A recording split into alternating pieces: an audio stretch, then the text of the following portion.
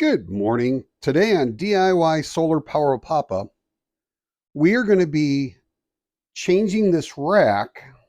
So instead of having 4 batteries down here and 4 batteries up there and those 2 lithium iron phosphates, we're going to be transforming it. It doesn't look any different, but the bottom casters are. So we'll have all 8 of those AGM batteries down below, and we're going to be putting on new casters on the bottom, new rollers. So we had 4 of these on here where we could press on this and lock this. 4 of these, and I don't know if you can see that, but so much weight. These are supposed to be able to carry 800 pounds on a rack with another shelf that goes up higher, and it just bent the crap out of them, even with 4 casters of this and 4 of that. So we got these beefy ones here that I got from a friend of mine, and they even have a grease fitting right here and right here that we can grease these things over time. And you can see they're a little dirty, but so we're going to be able to take, and you can see down here we have those casters on there, those end ones, the black ones right here, were just snapping off on me because these batteries weigh 60 pounds a piece. These are, I believe, like 69 pounds or something. And they just couldn't carry the weight. So we are going to take all these batteries off. We're going to flip this rack upside down, and then we're going to put 6 of them on there.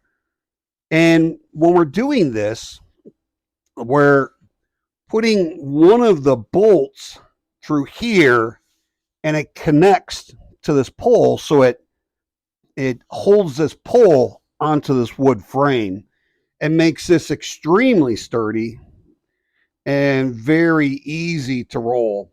This over here, if I try to roll it, I just about get a hernia because the casters, the screwed thread is just bent on it, and it just doesn't roll. These are more of a soft material. These are kind of soft, but this is really hard, so this doesn't give way at all. So we're going to do that because we're going to put all 8 of these batteries down below like we have over here, and then we have 2 more of these coming, so we'll be able to put all 4 of these up on top of here for this 24 volt system. Now these are 12 volt batteries that I have in series for 12 volts, but they're 2 kilowatt hours each. So when I have those other 2 delivered tomorrow, I'll have an 8 kilowatt battery bank for this 24 volt. And the nice thing is I can connect these into 12, 24, 36, or 48 using these Anderson cables that I have. And so I don't have to just use them for this. Down the road, we're going to use these in the motorhome to run our mini split or the air conditioner that's already in there. We'll see. And I could take this battery set and connect it to any of these 48 volt inverters because I can put them in series, 4 in series for 48 volts. So just wanted to show you, got to kind of beef up these racks to be able to hold some more weight. I don't know if you can see that, but that is really wobbly there. This doesn't wobble at all. It's just very solid when it goes to move. So doesn't give way at all. This gives way. So we're going to do that. And in another video, we'll talk about how we brought in our 240 volt grid and we put it in this box so we could have 220, 240, whatever you want, come into here, here, and here, And we have that set up with 3 separate breakers there, so that if we want to use this as a bypass, or we're actually going to put a plug on this wall somewhere to where we can plug in like a 230-volt compressor or whatever. So all we have to do on this is turn on our inverter, and we just have to turn on our input here, right here, and flip that breaker.